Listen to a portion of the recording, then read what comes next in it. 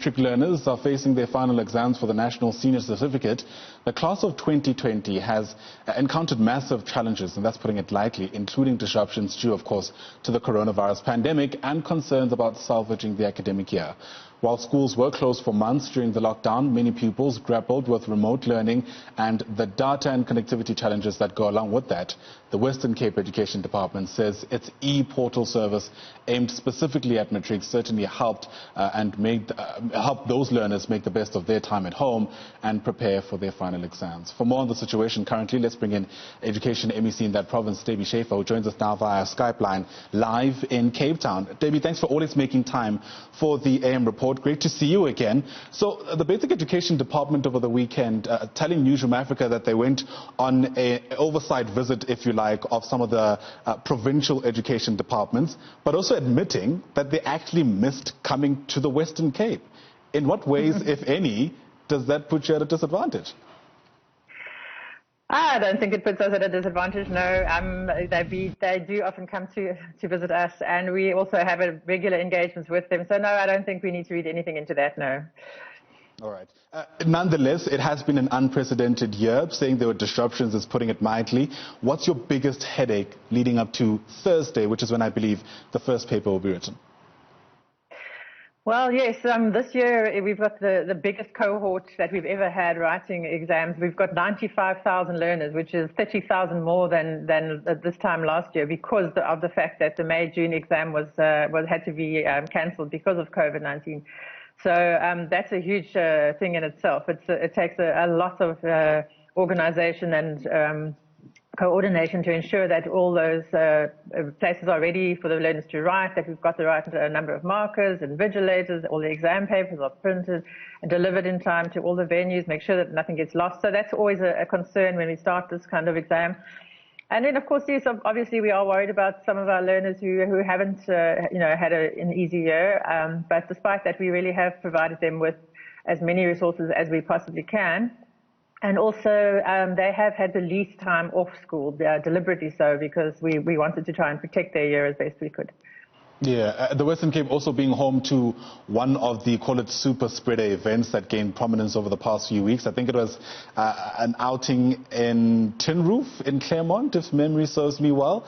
Of course, it raised really important questions about how a province like the Western Cape can deal with learners who test positive just days before writing.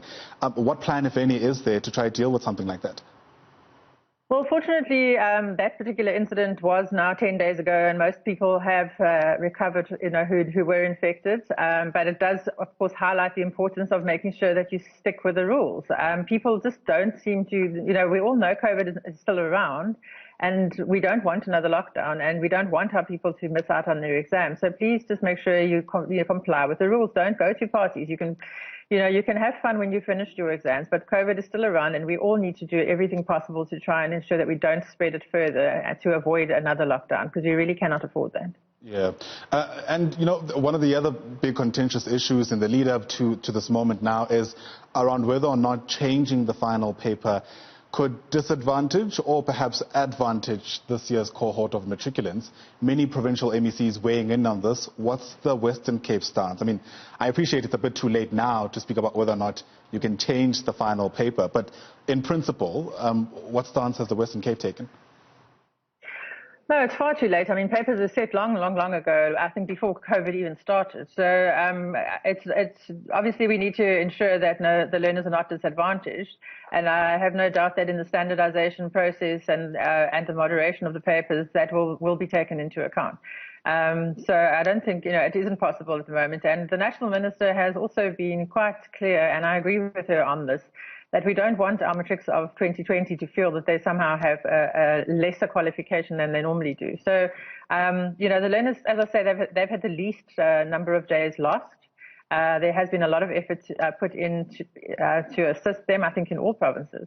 So we believe the matrics can do it, and I really wish them the best of luck. Yeah. Speak to us about the Eportal service. I'm not necessarily quite privy with how it works, but I'm interested to find out how it advantages specifically learners who don't have access to digital devices and the likes. Well, obviously it's an e-portal, so it does require digital devices and bandwidth and data, but that can also be used at schools where we generally, most of our schools, I think all of our schools do have broadband now. So what we've done with the e-portal is as soon as COVID came along and we had to lock down, our Directorate of Curriculum and e-learning went to work and increased the number of resources hugely. They expanded the capacity of the server. And we've increased our resources from 14,500 when lockdown began to over 26,000 in September, of which 20,100 are free to use. We have also engaged with the service providers to try and get as much of the portal zero rated as possible. There are some, the local content is now zero rated, but unfortunately if it goes into an overseas site, then it isn't. But the percentage of resources on the portal that are free to use has increased from 57 to 76%, and all but 3 of the 11,865 resources added since March have been free to use. So we're very happy with that because the number of unique visitors has also increased a lot from just under 250,000 to 314,000. And the percentage of returning users has almost doubled. So we're also assisting the rest of the country. We don't only have people from the Western Cape using the portal. 20% are from Gauteng, 7% from KwaZulu-Natal, and 2% from the Eastern Cape. So it's open for anyone to use, and we're really excited about what we've done with that. Yeah, certainly a step in the right direction as we speak about 4IR and everything else that's related to it. I don't want to take away from that success story, Debbie, but I am concerned about those pupils who perhaps wouldn't have been able to take advantage of the e-portal. Speak to me about how the department's responding to those complexities. Sorry.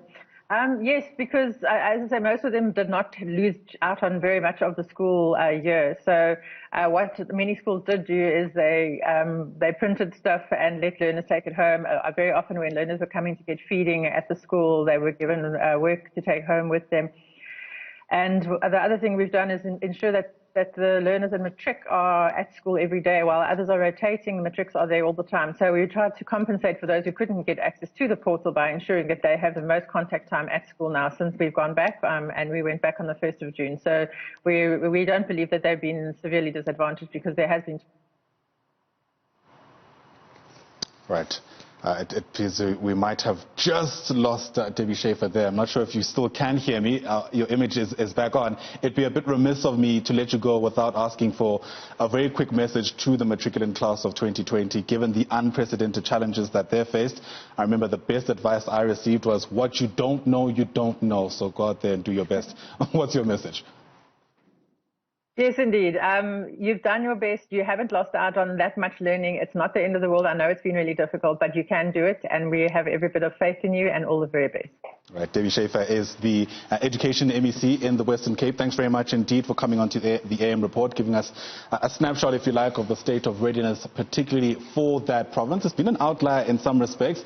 I remember at the beginning of the COVID-19 pandemic, if you like, the Western Cape certainly being one of the provinces that stand out for making unique decisions about how to proceed with the academic year. Well, we'll see if that bears any fruit. A few months from now, I imagine those results will be announced sometime early in February next year.